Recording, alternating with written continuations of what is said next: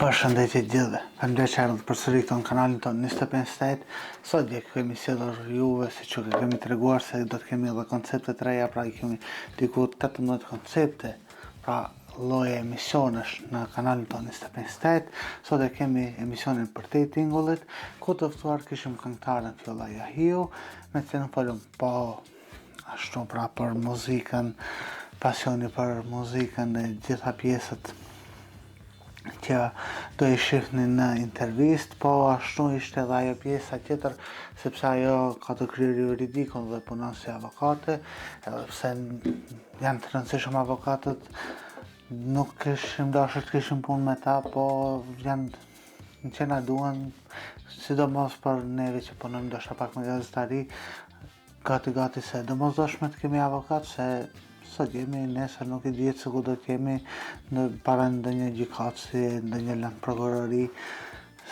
kur ja u prishim punët.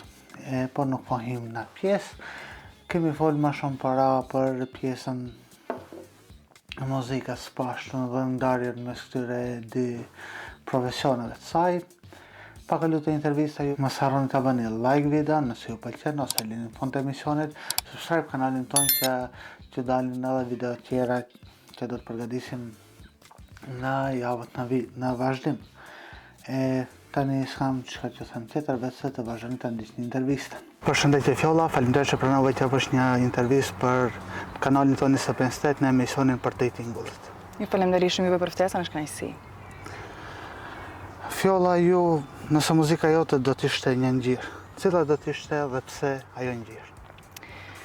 Tash do të ishte një spektër ngjyrash, jo vetëm një ngjyrë, sepse muzika është e fuqishme edhe ngjall çdo lloj emocioni të njeriu që e dëgjon dhe interpreton atë. Edhe ta përcaktoj vetëm me një ngjyrë nuk e kam të mundur, është gjithçka, është sepse ajo ka edhe notat, pra 8 notat e saj, pra mund të ketë edhe ngjyra për çdo notë. Do lidhen këto njëra me tjetrën, patjetër, me thënë është shumë më e gjerë se sa vetëm një ngjyrë.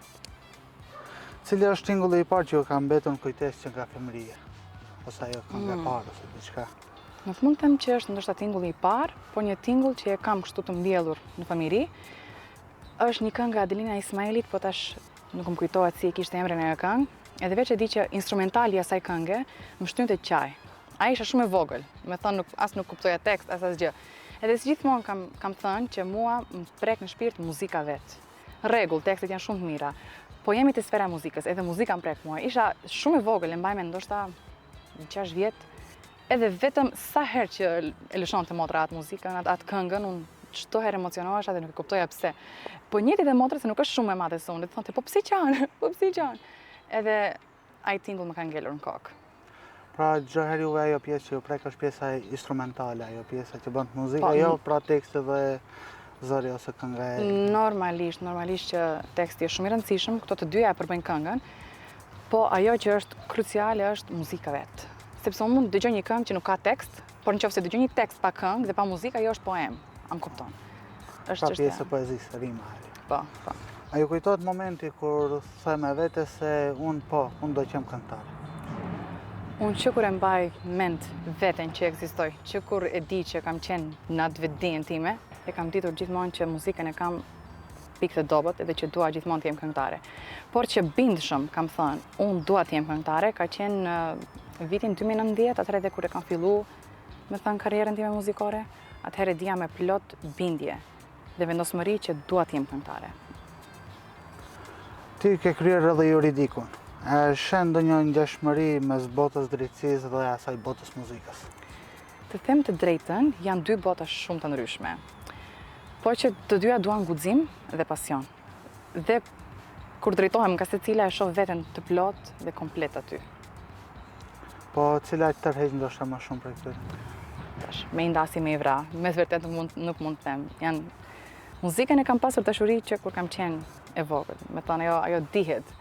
E kam pas pasion çdo herë. Po duke kaluar vitet, duke menduar të ardhmen time akademike, gjithmonë edhe juridikun e kam dashur si fëmijë. Do të thënë kam pasur dëshirë që të kem një profesion ku do luftoj për drejtën, do kem zyrën time, më kupton këtë lloj atmosfere të punës.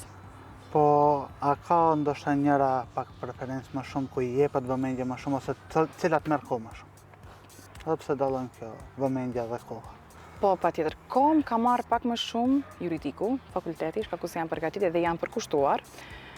Po është e mira që nuk kanë qenë në të njëjtën sezon. Kështu që verës i kanë pushtuar kohë më shumë muzikës dhe kur ka ekzistuar nevoja sigurisht edhe juridikut dhe gjatë vitit akademik, provimeve dhe fakultetit patjetër.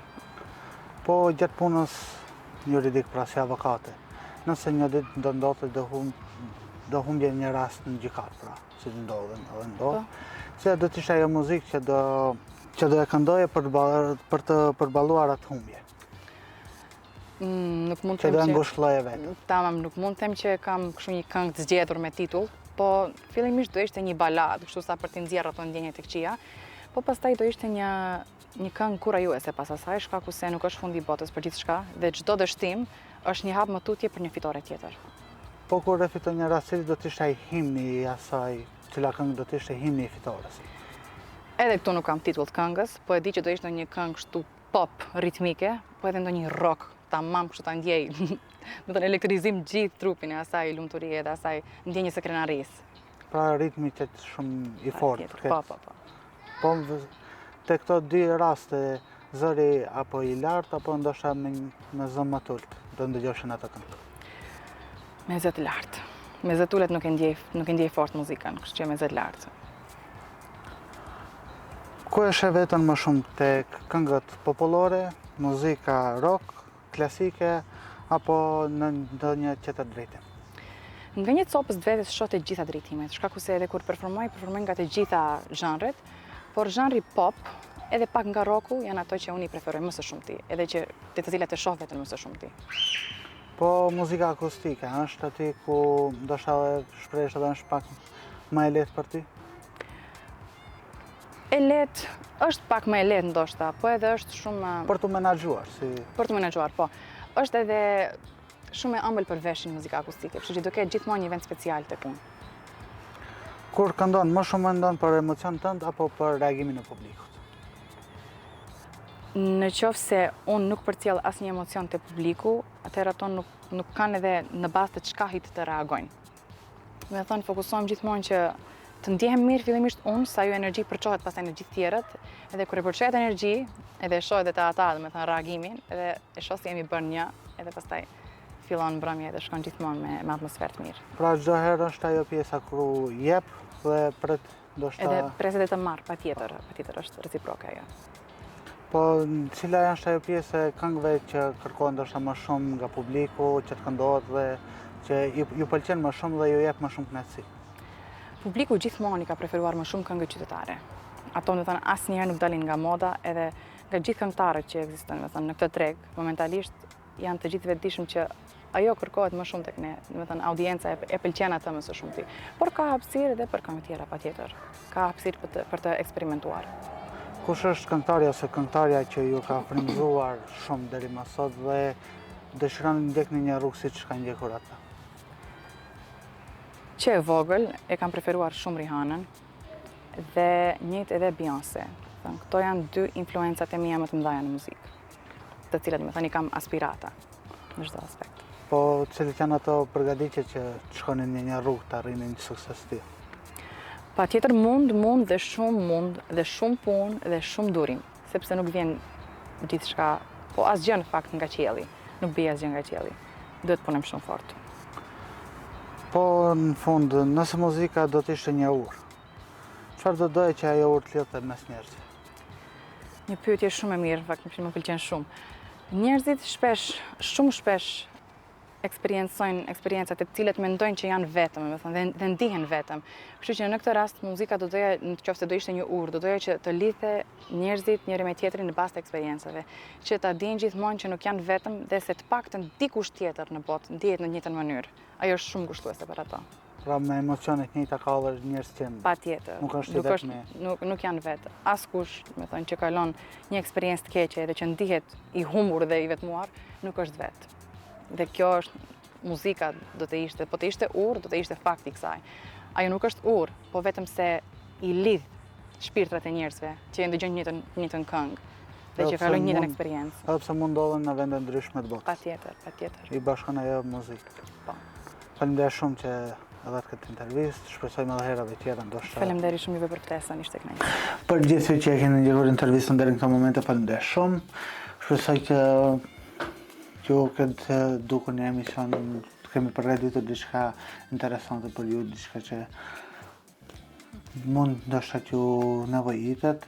Do të mundohemi edhe tjerë mysafir të kemi pranë në këtë pjesën ku do angazhohemi dhe do të jetë pjesë e prioriteteve tona, jo vetëm emisionet politike, por do të jenë edhe këto pjesës parakulturore, sepse një popull para kultura e tij e mban gjallë.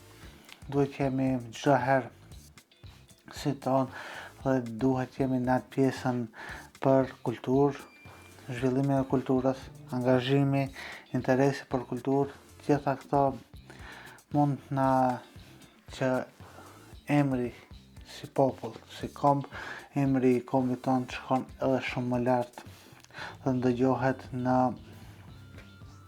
vende ndryshme të botës dhe jo vetëm për aspektin negativ, po të kemi edhe diçka pozitive. E ne shpresojmë që këtë pëlqej emisioni. Like videon nëse ju ka pëlqyer, nëse ju ka pëlqyer bëni dislike, nuk do të ketë problem. Subscribe kanalin ton. E falenderoj shumë që ndoqët emisionin në këtë momente. Shpresoj që të jemi përsëri javëve të ardhshme me emisione tjera që të përgatisim, intervista dhe lloje ndryshme për atë koncepteve tona. E deri atëherë, shpresoj që jeni mirë e miru takofshim në emisionin e radhës.